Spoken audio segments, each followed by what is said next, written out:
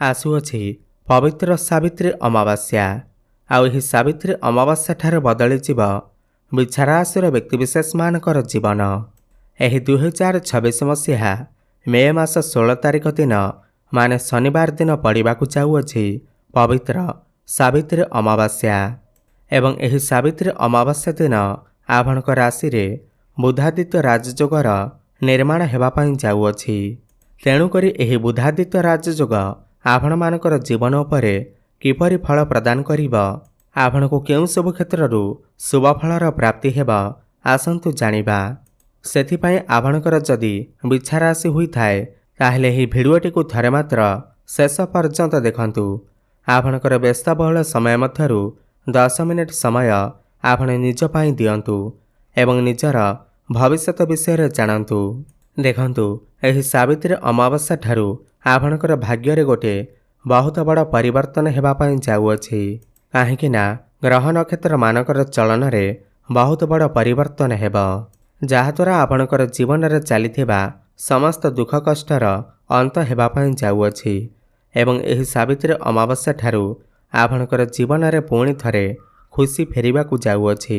ଯେହେତୁ ଆପଣଙ୍କ ରାଶିର ସପ୍ତମରେ ସୂର୍ଯ୍ୟ ଏବଂ ବୁଧାଦିତ୍ୟ ରାଜଯୋଗର ନିର୍ମାଣ କରୁଛନ୍ତି, ଆପଣଙ୍କର ଜୀବନରେ ଏହି ସାବିତ୍ରୀ ଅମାବାସ୍ୟା ଠାରୁ ଖୁସି ଫେରିବାକୁ ଯାଉଅଛି। 3 ଗୋଟି ବଡ଼ ଶୁଭ ଗ୍ରହ ମଙ୍ଗଳ, ସୂର୍ଯ୍ୟ ଏବଂ ବୁଧ ଗ୍ରହଙ୍କର ଚଳନ ଆପଣଙ୍କର ଲକ୍ଷ୍ମୀ ଭାବ ମାନେ ତ୍ରିକୋଣକୁ ଚଳନ ହେବାକୁ ଯାଉଅଛି, ଯିଏ ଆପଣଙ୍କର ଧନର ଅଧିପତି, ଲାଭର ଅଧିପତି ଏବଂ ଭାଗ୍ୟ ଭାବର ଅଧିପତି ଅଟନ୍ତି। ତ ଏହି ସମସ୍ତ ଗ୍ରହମାନଙ୍କର ଚଳନ ଆପଣମାନଙ୍କର ଜୀବନର ଅଧିକାଂଶ କ୍ଷେତ୍ରରେ ଆପଣଙ୍କୁ ଶୁଭଫଳର ପ୍ରଦାନ କରିବ। ତେଣୁକରି ଆସନ୍ତୁ ଜାଣିବା ଏହି ସାବିତ୍ରୀ ଅମାବାସ୍ୟା ଠାରୁ ଆପଣଙ୍କୁ କେଉଁ ସବୁ କ୍ଷେତ୍ରରେ ଶୁଭଫଳର ପ୍ରାପ୍ତି ହେବ। ଏହା ପୂର୍ବରୁ ଯଦି ଆପଣଙ୍କର ବି ବିଛାରାଶି ହୋଇଥାଏ ଏବଂ ଆପଣ ବି ଈଶ୍ୱରଙ୍କୁ ସଚ୍ଚା ହୃଦୟରେ ଭକ୍ତି କରୁଥାନ୍ତି, ବିଶ୍ୱାସ କରୁଥାନ୍ତି, ତେବେ ଏହି ଭିଡ଼ିଓଟିକୁ ଲାଇକ୍ କରି କମେଣ୍ଟ ବକ୍ସରେ ଜୟ ମା ସାବିତ୍ରୀ, ଜୟ ମା ଲକ୍ଷ୍ମୀ ଅବଶ୍ୟ ଲେଖି ଦିଅନ୍ତୁ। ଦେଖନ୍ତୁ, ପୂର୍ବରୁ ସୂର୍ଯ୍ୟ ଏବଂ ବୁଧ ଆପଣଙ୍କର ଷଷ୍ଠରେ ଥିବାରୁ ଏବଂ ମଙ୍ଗଳ ଶନିଙ୍କ ରାଶିରେ ଥିବାରୁ ଆପଣଙ୍କର ସ୍ୱାସ୍ଥ୍ୟରେ ଟିକେ ସମସ୍ୟା ଦେଖାଯାଉଥିଲା, ଆର୍ଥିକ ସମସ୍ୟା ଦେଖାଯାଉଥିଲା। ଆପଣଙ୍କର ଆୟ ଅପେକ୍ଷା ଆପଣଙ୍କର ବ୍ୟୟ ବଢ଼ିଯାଇଥିଲା।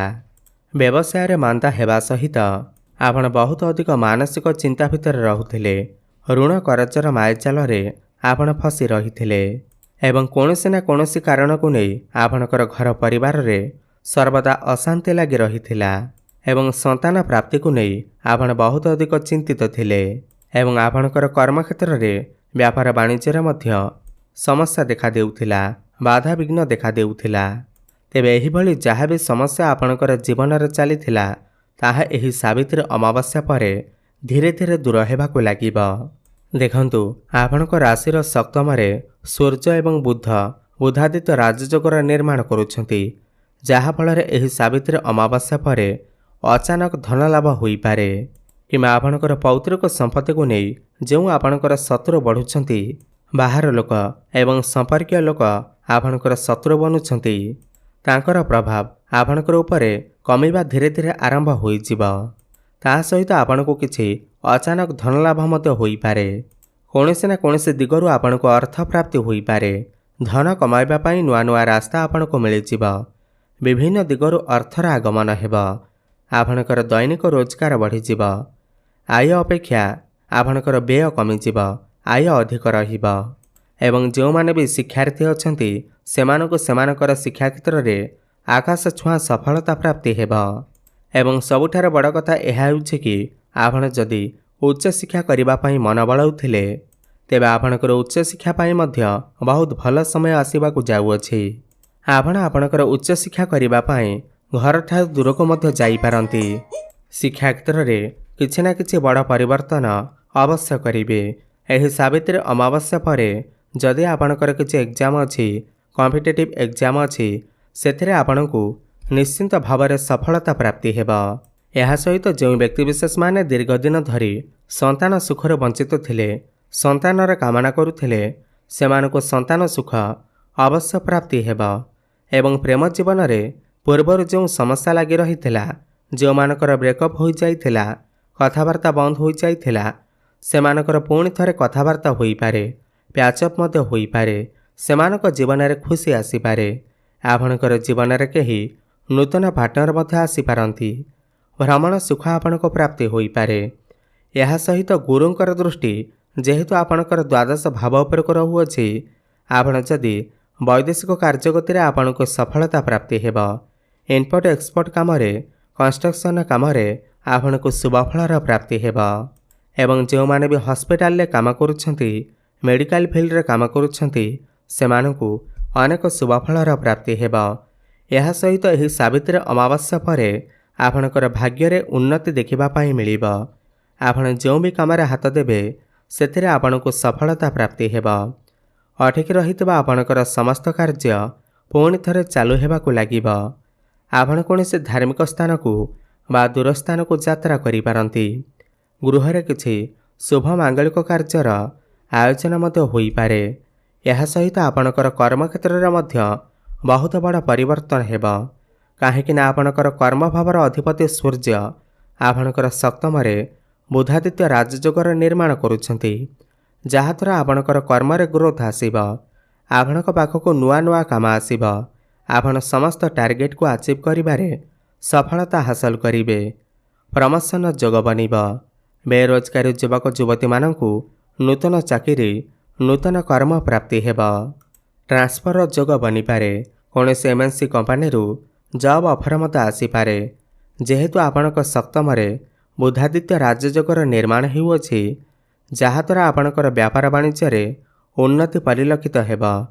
आपण किछि नूतन व्यापार आरंभ करि पारंती। पार्टनरशिप रे मध्य आपण किछि व्यापार किमा कौनसी भी कार्य आरंभ करि पारंती, जहा भविष्य रे आपणकु अनेक गुड़िए लाभ आनी करि देबा। वैवाहिक दाम्पत्य जीवन रे पूर्व जो समस्या लगी रही, मत पार्थक्य लगी रही, ताहा सब दूर होइजिब। सुखमय समय अतिबाहित करिवे। आपणकर लाइफ पार्टनर क्यारियर रे ग्रोथ आसीब। तांकर स्वास्थ्य रे मध्य ग्रोथ आसीब। जेहेतु मंगल आपणकर षष्ठ रे निजर 16 राशि रे चलन करुछंती, जहाँकि आपणक पाई अत्यंत शुभ अटे। जो व्यक्तिविशेष माने पूर्वरु ऋण करजर मायचल रे फसी रहिथिले, करज सुझिबाको बाट पाउनथिले, एही सावित्री अमावास्या परे आपणकु समस्त ऋण करजरु आपणको मुक्ति मिलिबा। समस्त शत्रुमानक ठारु मध्य आपणको मुक्ति मिलिबा।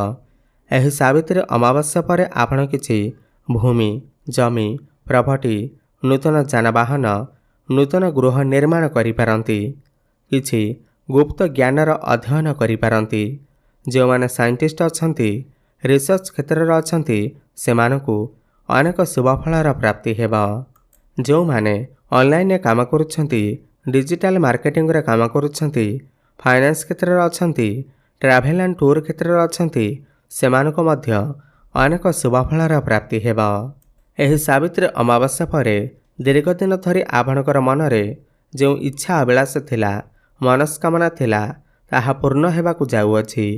जो माने share market, stock market, trading रे काम करुछंती, सेमानकु आकस्मिक लाभ मध्य प्राप्ति हेबा।